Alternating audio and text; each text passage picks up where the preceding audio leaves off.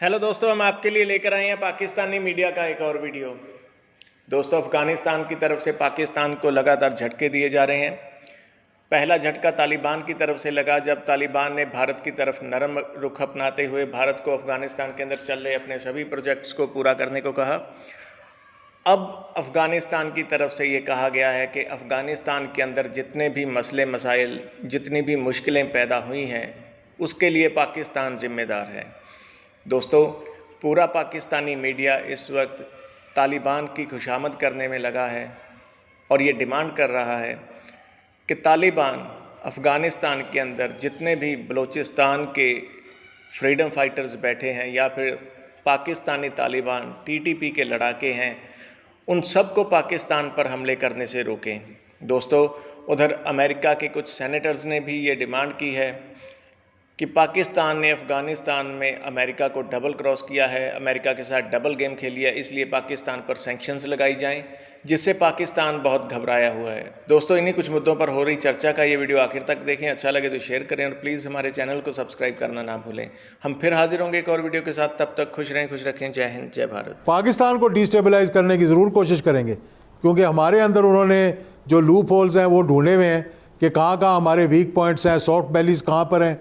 ये जैसे बलूचिस्तान के अंदर है, पाकिस्तान को ये लेकिन सब जो भी अफगानिस्तान में जो कुछ भी हो रहा है उसका फायदा भी और उसका नुकसान भी पाकिस्तान को है।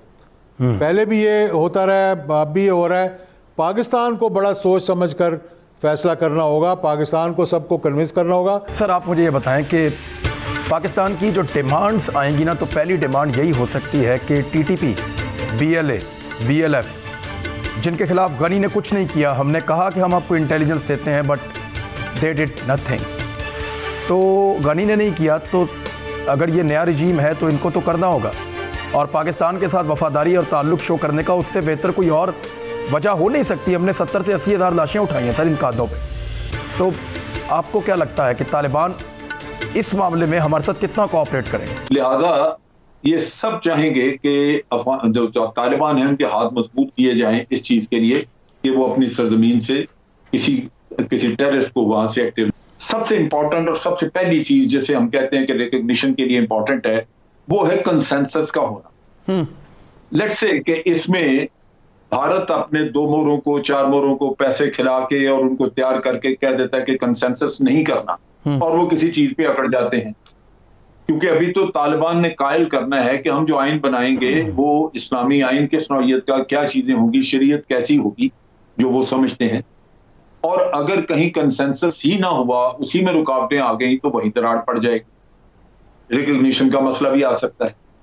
फिर इनके पास ऑप्शंस हैं कि ये वहां पे जैसे ऑल्दो कहते हैं कि अमरुल्लाह सालेह की कोई बहुत फॉलोइंग नहीं है, लेकिन वहां पे लोगों को पैसे खिला के अमरुल्लाह सालेह को पैसे दिए जा सकते हैं और उसको लगा के पैसे वहां पे लोग खड़े भी किए जा सकते हैं।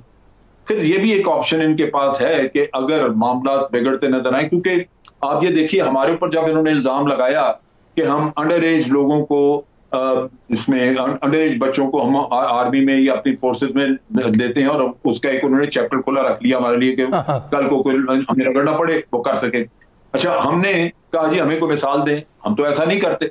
लेकिन ये वो चीजें उन्होंने रखी हुई है कि जब भी उन्होंने अगर इस रजीम को उन्होंने रिकॉग्नाइज नहीं करना, तो वो कोई ना कोई तमाशा ह्यूमन राइट का, खवातीन का कोई ना कोई किस्सा कहीं खोल ले, और उसकी आड़ में वो आपको फिर परेशान कर सकते हैं। और अफगानियों की सबसे बड़ी प्रॉब्लम इस वक्त होगी कि लोगों के पास पैसा है, गवर्नमेंट के पास पैसा नहीं। गवर्नमेंट इकोनॉमी कैसे चलाए, तनख्वाहें कैसे दे, आगे अपनी वर्किंग कैसे करे। अभी तक उन्होंने कोई ऐसी गवर्नमेंट बनाई नहीं जो कम से कम डे टू डे वर्किंग कर सके। दूसरी कंसेंसस गवर्नमेंट तो बाद में बनेगी, लेकिन डे टू डे वर्किंग वाली भी गवर्नमेंट चाहिए। तो वो बहुत कुछ है जो एक्सप्लॉइट बाहर से हो सकता है। और एक ये भी ऑप्शन आ सकती है कि अगर ये लोग जो बाहर भाग गए हैं उनको इकट्ठा करके कहीं, तो वो ये कहें कि जनाब ये तो इलेक्टेड थे, तालिबान तो इलेक्टेड नहीं है, लिहाजा हम एक एग्जाइल में गवर्नमेंट बना रहे हैं। अगर गवर्नमेंट इन एग्जाइल बन जाती है तो आप सोचिए कि अंदर कितनी ट्रबल हो सकती है। अमेरिका उनको पैसा लगाना शुरू कर दे, या ये कहे कि जनाब 9.5 बिलियन हम आपको नहीं दे रहे, उस गवर्नमेंट को दे रहे हैं जो इलेक्टेड थी।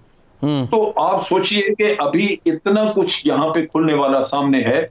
मेरी सोच ये कहती है कि ये जो स्पॉयलर्स थे ये इतनी जल्दी हार नहीं मान जाएंगे, उनके स्टेक्स बड़े, उन्होंने पैसा बड़ा लगाया हुआ है। अमेरिका देखें, क्वाड बना के यहाँ पे टकरे मार रहा है सर, मैं आपकी बात से मार रहा है, क्वाड बना के चाइना को कंटेन करने की, और यहाँ उसको खुली छुट्टी दे दे के जो अभी जो मर्जी करते रहो, ये अकल मानती नहीं है। देखिए इंडिया तो बाहर से पैसा लगाएगा, और इंडिया के जो प्रॉक्सीज मौजूद हैं, ये फारूक हमीद ने बड़ी अच्छी तरह आपको वाज़ेह भी किया कि वो वहां से लोग भाग नहीं गए, सिर्फ ये हुआ है कि वो अभी चुप हो गए। वो सारे एनडीएस का तबका अक्सर लोग वहां मौजूद हैं, उनको जब भी एक्टिवेट करना चाहें पैसे लगाएंगे वो एक्टिवेट हो जाएंगे। तो ये कोई ऐसा इशू नहीं है कि तालिबान आ गए तो सब कुछ खत्म हो गया। तालिबान ने किसी को सजा नहीं दी, कोई जो गद्दार थे उनको एलिमिनेट नहीं किया, जो बाहर की प्रॉक्सीज थी उनको कहा कुछ नहीं। तो ये लीनियंसी जो है इस रेवोल्यूशनरी सिस्टम में तो ये ज़हर कातिल है। ये तो सारा कुछ एलिमिनेट हुआ होता तो तब, अब इसका सॉफ्ट इमेज तो दुनिया में चला गया, लेकिन जो जहर है वो सारा अंदर मौजूद है कहीं ना कहीं, और वो निकलेगा। बड़ी हैरानी की बात है कि अफगानिस्तान में मैं आज एक प्रोग्राम में था, वहां पे कोई इरफान यार को डायरेक्टर है उनके फॉरेन पॉलिसी इंस्टीट्यूट के, और बड़ा पढ़ा लिखा, वो कह रहा है कि जनाब पाकिस्तान को अपने तौर तरीके बदलने होंगे, हमारे सारे मसाइल पाकिस्तान ने पैदा किए। आप इमेजिन करें कि एक नैरेटिव जो इमरान खान अकेले का था कि जनाब ये मिलिट्री सॉल्यूशन नहीं है, और वही मुल्क के बारे में वहां के लोग कह रहे हैं कि हमारा हर दुख जो है वो इन्होंने क्रिएट किया। मैं तो बड़ा हैरान हुआ। लेकिन ये इंटरनेशनली एक ऐसा प्रोपेगेंडा हुआ है। अमेरिका में कई सेनेटर्स डिमांड कर रहे हैं कि भाई हमारी शिकस्त जो है वो इसलिए हुई है कि तालिबान सर्वाइव किए हैं इनकी पाकिस्तानियों की वजह से, as a Pakistan was the super power. और ये सिर्फ मतलब एक स्केपगोट वाला मसला है कि आपको पकड़ा है क्या सर, लेकिन हमारे मौक़िफ़ की जीत हुई है, प्राइम मिनिस्टर के मौक़िफ़ की जीत हुई है, 20 साल पुराना मौक़िफ़ है सर। जीत हुई है, लेकिन उस पर तवज्जो नहीं है। ये जो मसला है पहले तो इसको काउंटर करना है, क्योंकि देखें जो इमरान खान ने कहा, जिसमें जो आप कह सकते हैं कि जी उसमें कोई दूरंदेशी थी, विजडम थी जो दुनिया को समझनी चाहिए अभी, उसकी बजाय उल्टा इल्जाम तराशी, और वो वहां पे सेनेटर मुतालबा कर रहे हैं गवर्नमेंट से कि जी पाकिस्तान के ऊपर सैंक्शंस लगाए। तो ये अलमिया है कि हमारा नैरेटिव नहीं बिकता, हमारी वो उतनी मैं समझता हूँ रीच नहीं है हमारी शायद, या हम इतना ओपनली बात नहीं करते। ये एक दुख है जिसकी वजह से आप इमरान खान के नैरेटिव का जो कह रहे हैं वो कैश नहीं हो सके।